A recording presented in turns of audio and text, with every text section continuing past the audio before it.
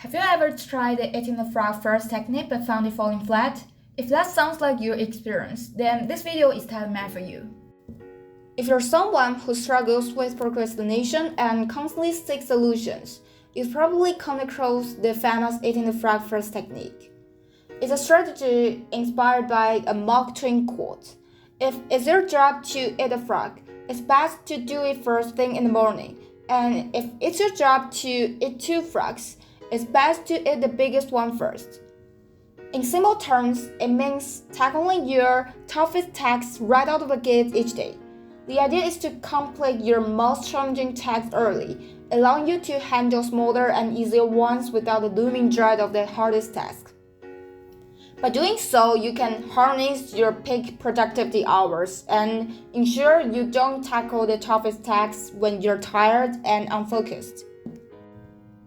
Yes, it indeed sounds reasonable and practical on the surface. Just picture it. Conquering our toughest tasks at the start of the day, and the feeling of relief washing over us. Those remaining items on our to-do list suddenly appear less intimidating, and our motivation and energy levels soar, making those smaller tasks a breeze. But what happens when we can't even bring ourselves to take that first bite of the frog? When we attempt to dive into the most challenging task right off the bat, it makes sense logically, but emotionally, we hesitate because at that moment, the idea of tackling the massive and ugly frog seems nearly impossible. And so, procrastination sets in. Driven by fear and uncertainty, we turn to distractions, and hours slip away in the blur of endless browsing. Later, a sense of guilt and emptiness creeps in and haunts our thoughts.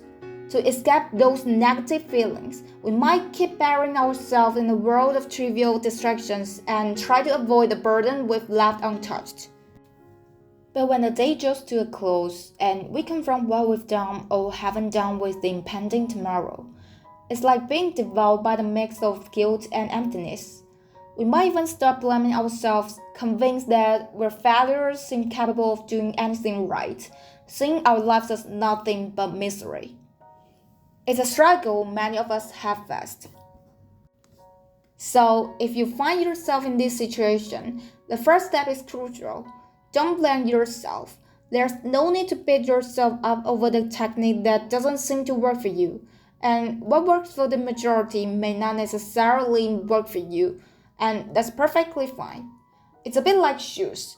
You wouldn't fault someone for not fitting into the same size as you. Instead, you'd encourage them to explore different sizes until they find the one that fits comfortably. So, instead of diving headfirst into the frog eating routine, consider a different approach if it's just not clicking with you. Start by tackling those trivial tasks first because completing even a small task can trigger a sense of accomplishment and release bursts of dopamine in your brain. The rush of feel-good chemicals provides the energy and motivation needed to tackle more challenging tasks. Even if you make an attempt to face the frog as the day winds down and find yourself lacking the energy or motivation to do so, remember this: you've managed to complete all your other tasks except for that big, intimidating frog. This way, you won't be left burdened by an overwhelming sense of guilt and emptiness since you do nothing for the whole day. But you might wonder, what if I find myself consistently unable to tackle that formidable frog? Will I just keep ignoring it, spiraling to failure, and dooming my life to misery?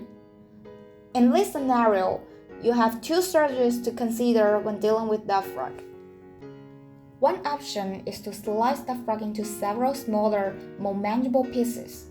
By breaking it down, you make it less intimidating and more like nibbling on a piece of cake.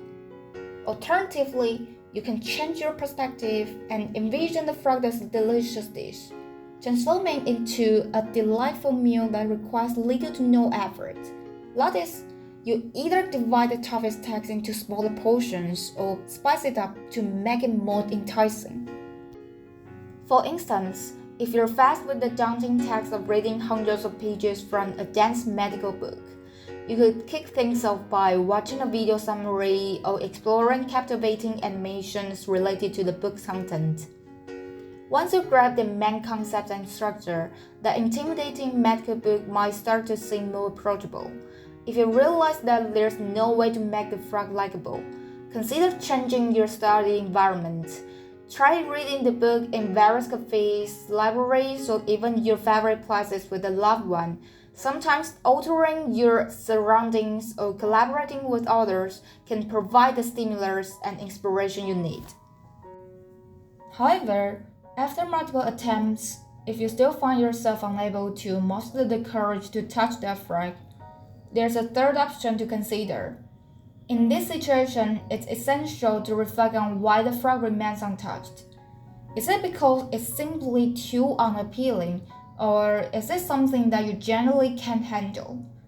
If it's causing you mental or physical distress, perhaps it's time to explore different frogs or set that frog aside temporarily. Some frogs are just not a good fit for you, and forcing yourself to do something you dread isn't always the answer. Sometimes you need time to process recent events and regroup, potentially finding a new reason to either leave the frog alone indefinitely or take a bite someday in the future. But I'm not saying that you shouldn't follow the eating the frog first method to quick procrastination and boost your productivity. It exists for some reasons, and for some people, it's effective. What I want to emphasize is that the eating the frog first method is not the only solution to quick procrastination. If you find this approach doesn't work for you, or it works in the beginning but fails someday, try kicking out the smaller tasks first or shifting around to other methods. And if they're still unfeasible for you, don't worry or blame it on yourself, since there's no one-size-fits-all rule when it comes to productivity. Besides, we all have the experience of procrastination or doing anything else but just skipping eating the frog. What we can do is embrace ourselves first and have a talk with our minds. Figuring out the deeper reasons why we procrastinate and striking the balance between ourselves and procrastination. The key is to understand yourself and find your own path. After all, the one who understands you the most is yourself, and you can't expect the rule that works for someone perfectly works the same on you.